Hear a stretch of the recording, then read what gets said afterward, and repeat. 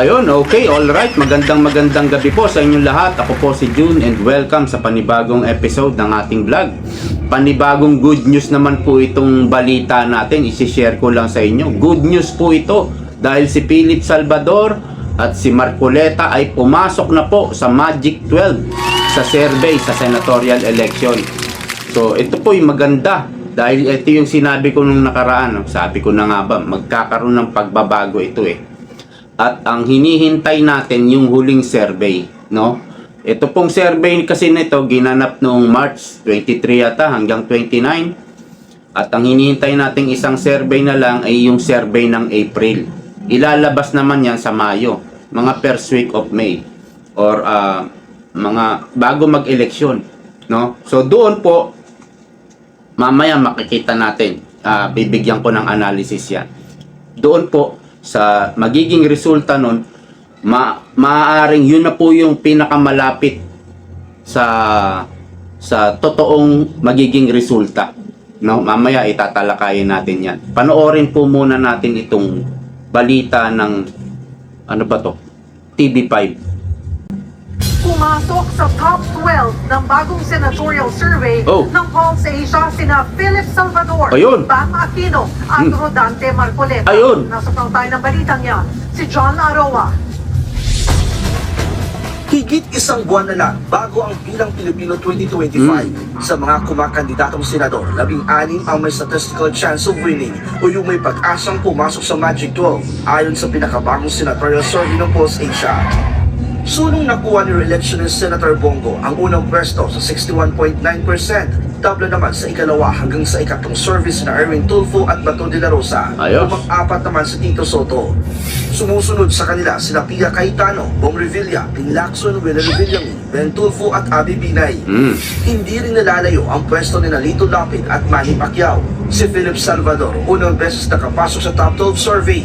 Sinundan siya ni Camille Villar. Unang beses ding umangat ang pangalan sa survey nila Bam Aquino at Rodante Marcoleta. Ginawa ang survey simula March 23 hanggang March 29 kung kailan kasagsagan ng isyo sa pag-aresto kay dating Pangulong Rodrigo Duterte. Ang numero 1 sa survey na si Go nagpasalamat sa tiwala ng publiko. Ngayon tuloy-tuloy ang panunuyo niya sa Oriental Mindoro. Si Bam Aquino naman aminadong natutuwa na nakapasok sa survey pero ayaw magpapakampante. Siyempre po, tuwan-tuwa kami. Alam niyo po, nakikita po namin on the ground, no, ang raming hong gumagalaw, ang raming volunteers, especially yung mga kabataan. At ang sabi ko po sa kanila, habang gumagalaw sila, mas tataas ba yan? Nasa Cebu naman sina Tito Soto, Ping Lacson at Manny Pacquiao. Sumama sila sa lokal na kampanya ng One Cebu. Ayon kay Lacson, pang-13 siya sa probinsya noong nagdaang eleksyon. Kaya humihingi siya ngayon ng kaunti pang tulong. Si Soto, mataas din sa survey. Tututukan, magsasabatas ng 14th month pay at paglaban sa fake news. Si Pacquiao, pinangakuan ng mga Cebuano ng libreng babahay. Bukas ang proclamation rally ng One Cebu kasama ang iba pang senatorial candidates ng administrasyon. Si Rodante Marcoleta na first time ding nakapasok sa top 12, binisita ang tindera sa palengke sa Ormoc, Leyte. Si Bong Revilla nag-motorcade sa Zambales. Dumalo naman sa barangay Caco sa Sembo at Estorebo sa Taguig si dating Makati Mayor Abby Binay. Si Willie Revillame naman nanuyo ng mga botante sa Malabon. Nagpasalamat din siya sa tiwalang ibinigay ng publiko kaya siya napapabilang sa survey. Si Kiko Pangilinan, palengke ang unikot sa ilang lugar sa Cebu para mas maiparating ang natapor. Parang nakikita ko kay Kiko si Mar Rojas, si Mr. Palengke. Ay, nako si Kiko.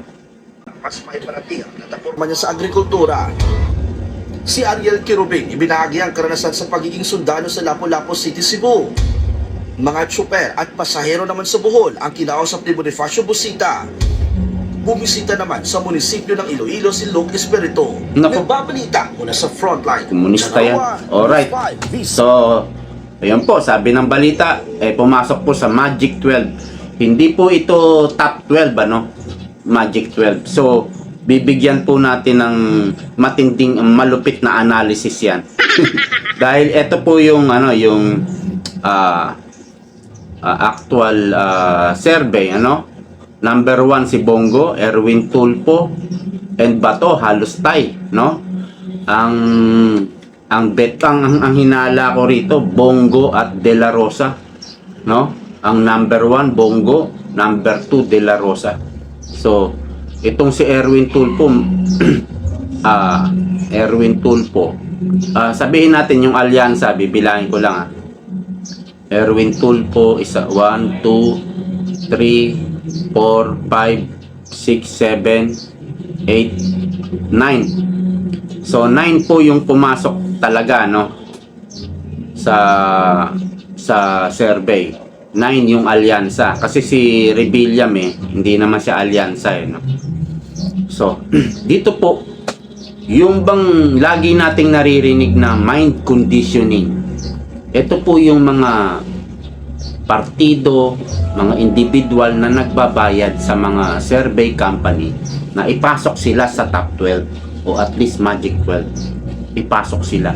Maaga pa lang ginagawa na nila yan, no? Kaya importante yung huling survey. Dahil sa huling survey, maaring hindi na tumanggap yung mga survey company. Siguro yung iba, no, yung ibang maliliit na kumpanya lang na survey company, pero yung Pulse Asia saka SWS maaring hindi na yan tumanggap. No, alam nyo na ibig ko sabihin. Ang ilalabas na nila yung actual result ng kanilang survey. Yun po ang ilalabas nila. At malaki yung, naniniwala ako, malaki yung pagbabago sa actual na survey na ilalabas nila. Kasi kung talagang halimbawa ikaw yung may-ari ng survey company, or kasi marami rin namang may-ari niya, parang board member yan parang korporasyon din yan. Kapag inoperan ka kasi ng milyong-milyon talaga, masisilaw ka rin At ang eleksyon naman hindi naman madalas, paminsan-minsan lang. Kaya siguro yung iba talagang tumatanggap, no? Alam niya na ibig ko sabihin. Para dito nga sa mind conditioning. Kasi kapag una pa lang, no? Halimbawa, mga 4 months pa lang ang bago mag-eleksyon, talagang lalo na yung maraming pera, yung may hawak ng pondo ng Pilipinas, marami silang pangbigay, no, sa mga survey company. At talagang sila yung mga nasa una pagdating sa survey. So ima-mind conditioning nila habang tumatakbo yung araw, yung linggo, yung buwan, habang tumatakbo, yun na rin parang yung binoboto ng mga sinesurvey nila, no? Pero duda ako dito sa siyam na to, o sa gawin na nating 10, sama na natin si Amy Marcos. Nandito kasi siya sa 13 to 8, no?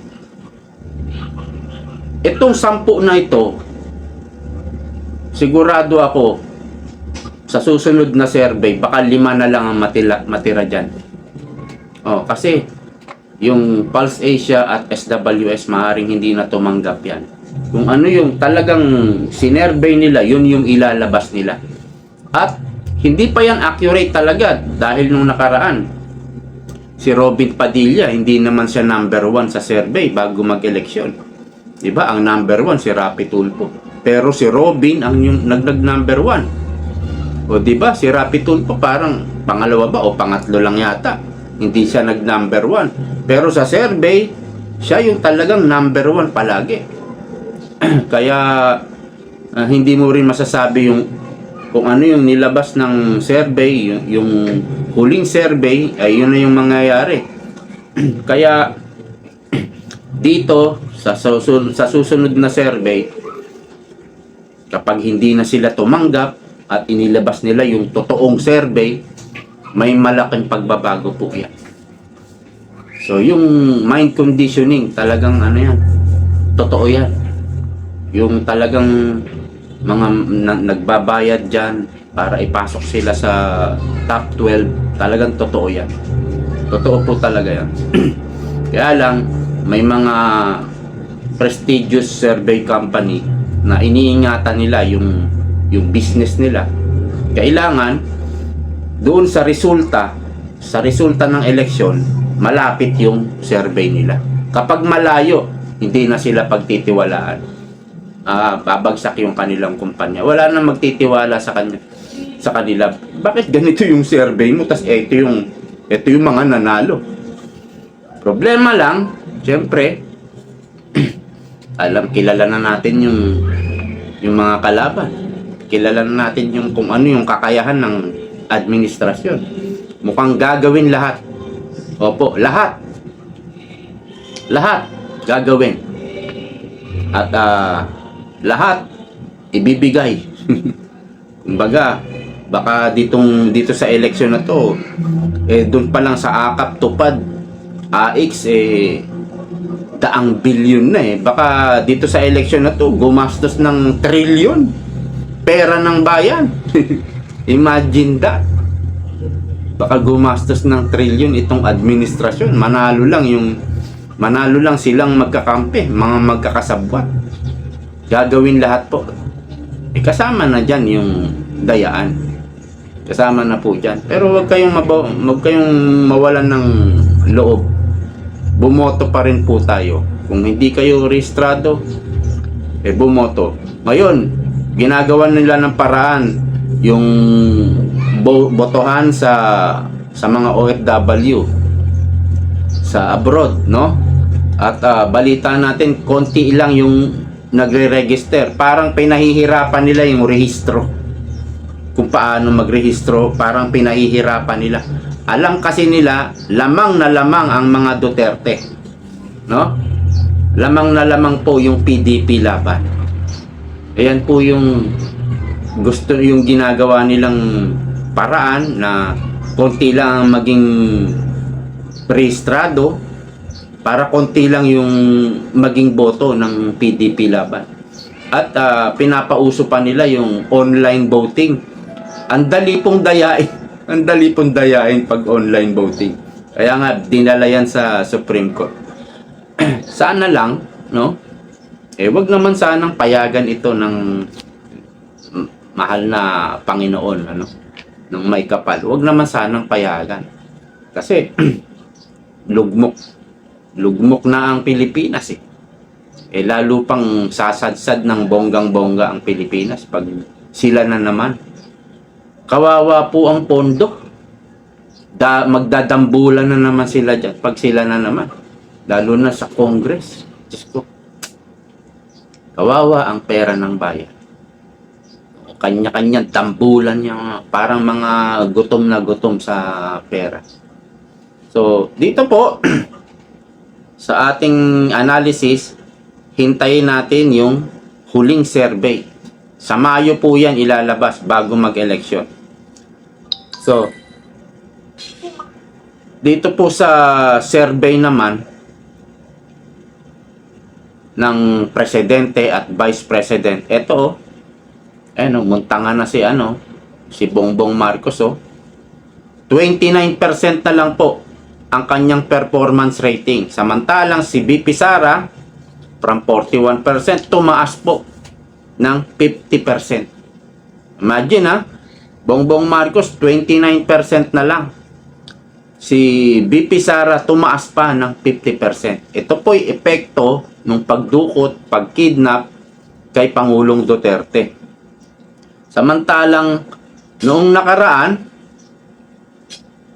dito naman po ito po kasing survey na to, pahayag yata ito. WRN pala, hindi pala pahayag. WRN. No? Dito naman sa pahayag, mas malupit. Ayan, 19% na lang. Ito naman approval and trust rating. Kanina, performance rating. Wala pong performance 29%. Ito naman yung approval and trust rating. Yung tiwala po ng tao, wala na 19% na lang. At alam ko, prediction ko, bababa pa yan ng bababa. Wala na. So, dito naman po sa isang picture, nananawagan na po si Veronica Kitty Duterte, ang bunsong anak po ni dating Pangulong Duterte. Suportahan natin yung PDP laban, both straight Straight po talaga, wala na kayong ibabotong iba. Ay, nasa sa inyo yon. 10 po yan, 10 PDP laban. Kung gusto nyong kumpletuhin yung 12, nasa inyo po yun. Pero, wag nyo pong kakalimutan kahit isa rito. No, kahit isa. Kahit sabihin natin, parang hindi mananalo si ganito. Hindi po. Iboto natin straight. PDP laban 10. Tapos magdagdag na lang kayo ng 2. Kumpletuhin nyo na lang yung 12 kung gusto nyo. So, ito po yung survey ng Pulse Asia, no? Mayroon pong guhit na pula, no? Ayan po, pumasok si Marcoleta. Si Rodante Marcoleta. At sa bandang itaas, nandun si Salvador Philip. Alright? Yung dalawang bracket naman, yan po yung 12. Pang 13, si Philip. No? Pero, kaunti lang po, dikitan po yung laban na yan. Sobrang dikitan na yan. Pagdating po sa number 9 hanggang number 15, mahigpit po ang laban yan. Mahigpit. Kahit yung nasa pang 7, hindi pa yan sigurado. So, dito po yung mga nasa 6. Sa huling survey, kung sila pa rin, mga sure win na po yan pag hanggang number 6. So, abangan po natin yung huling survey. Dahil may mind conditioning pa rin Meron pa rin pong itong Pulse Asia, tumanggap pa rin ito para sa mind conditioning. Meron pa rin po yan. Yung huling survey, baka mawala na yung iba dyan. Kaya lang, mind conditioning nga. So, yung mga sinesurvey nila, kung tumitingin sa survey, at nag-survey sila this April, baka kung ano yung mananalo, yun din ang iboboto nila, yung mga nasa pumasok sa top 12. Baka yung sinesurvey nila, yun din. Kasi nga, na mind conditioning na Yan po yung problema. Yan po yung isa sa pandaraya. Pandaraya na po yan Panlalamang. Panlalamang po ang ginawa. Yan po ang hirap kapag may survey company na tumatanggap. Parang halos lahat na Halos lahat na. Napakalungkot po ng nangyayari ngayon dito po sa election na to. At sabi ko nga, mukhang gagawin lahat. Mukhang gagastos ng bongga. Parang 1 trillion ang gagastosin sa election na to. Aabot siguro ng 1 trillion. Manalo lang sila. Hanggang dito na lang po. Maraming salamat sa panonood. Thank you po sa lahat po ng mga OFW sa ibang bansa. Maraming salamat po. Ingat po kayo. Bye-bye.